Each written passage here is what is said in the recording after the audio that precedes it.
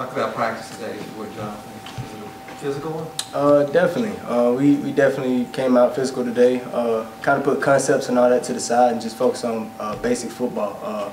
Tackling, effort, just, the simple things in football, backyard football, some one-on-one stuff, and got after it. Was it fun to do that? Yeah. You just, get your mind off, sometimes think about concepts and, defense, just playing ball. Kind of like, you grew up playing, running around and hitting.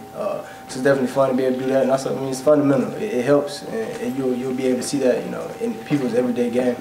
Did they kind of try to restart some competition for different starting jobs? Did they open some of that up and make want y'all try to foster some competition?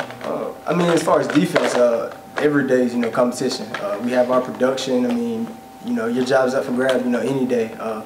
But so every day you come out, you're getting evaluated, and we have our production. You can see, how you're contributing, and so that's every day you're up for evaluation.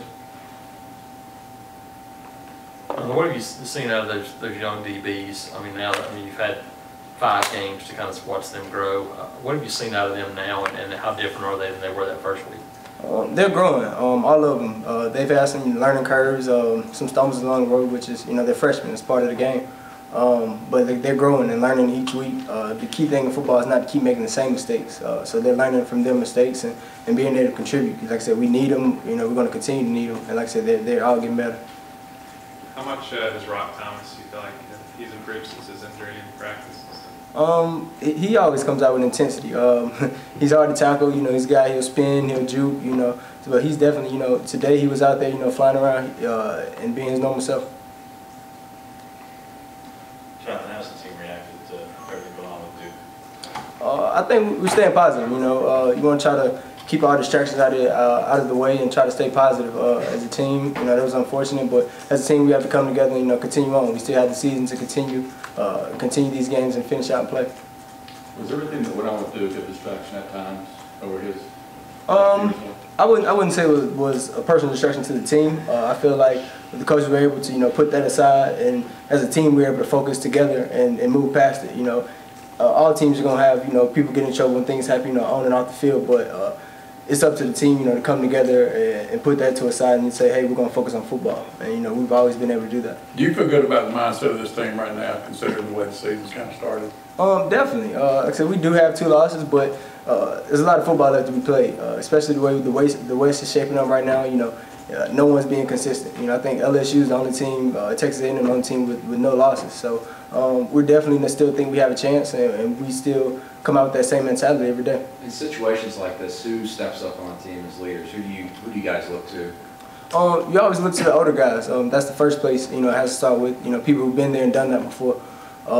They have to step up, and guys who have the most experience to lead the guys. Who some guys who came in freshmen and only thing they experienced was the national championship year. So there's a lot of guys who've been here who's experienced the good and the bad and can lead them in the right direction. Has that been happening? Can you name any specific players? All the seniors.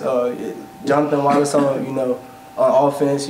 All the seniors. Coach Malzahn definitely does a good job of leaving the leadership up to the seniors. So any senior, he challenges you to take control of your specific group. Blake's came in. He's not been here long, but people still look up to him because the way he plays, and when you make plays on the field, people respect you. Jonathan, someone was here in 2012 and saw what happened there. There are some similarities. It's not the same situations, but there are some similarities right now with what's going on the field, distractions off of it. How do you see this as similar at all? Or? The biggest difference I would say is chemistry. You can just feel it in practice. In 2012, people.